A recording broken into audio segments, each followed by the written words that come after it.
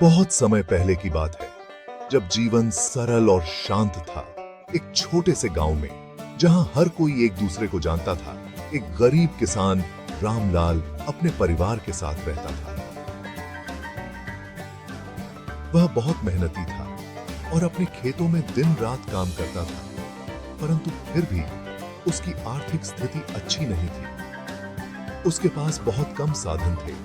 वह हमेशा दूसरों की मदद करता, चाहे उसकी खुद की स्थिति कितनी भी कठिन क्यों न हो, और सच्चाई के रास्ते पर चलता था। उसकी ईमानदारी और मेहनत की वजह से गांव में सब उसका सम्मान करते थे। की थी एक दिन गांव के पास के घने जंगल में एक व्यापारी की गाड़ी अचानक गहरे कीचड़ में फंस गई।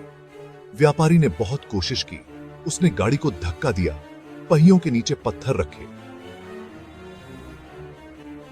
किंतु गाड़ी को बाहर नहीं निकाल सका। थक हार कर, निराश और हताश होकर वह मदद के लिए गांव की ओर चल पड़ा। तभी उसकी मुलाकात रामलाल से हुई, जो गांव का एक मेहनती किसान था। व्यापारी ने रामलाल से अपनी समस्या बताई और मदद मांगी। रामलाल ने तुरंत मदद का वादा किया, का निर्णय लिया। उसने अपनी बैलगाड़ी की सहायता से व्यापारी की गाड़ी को बाहर निकाल दिया। यह काम आसान नहीं था, लेकिन रामलाल ने हार नहीं मानी। व्यापारी ने खुश होकर रामलाल को धन्यवाद दिया और उसे बहुत सारा धन देने की पेशकश की।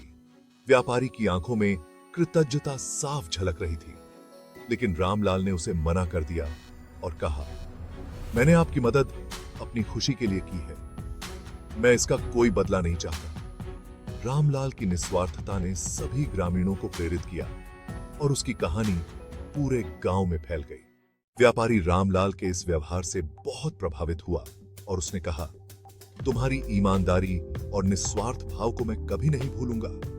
यदि कभी मुझे या मेरे व्यापार में तुम्हारी आवश्यकता हो तो मुझे जरूर बताना। कुछ समय बाद रामलाल के खेत में अचानक सूखा पड़ गया, जिससे उसकी फसल बर्बाद हो गई। उसे अपनी और परिवार की देखभाल के लिए पैसों की सख्त जरूरत थी। उसे व्यापारी की याद आई और वह उसकी दुकान पर मदद मांगने गया। व्यापारी ने तुरंत उसकी मदद की और उसे खेती के लिए धन और बीज दिए। रामलाल ने फिर से खेती शुरू की और मेहनत से अपनी किस्मत बदल दी। इस कहानी से हमें यह सीखने को मिलता है कि निस्वार्थ भाव से की गई मदद और अच्छे कर्म कभी व्यर्थ नहीं जाते।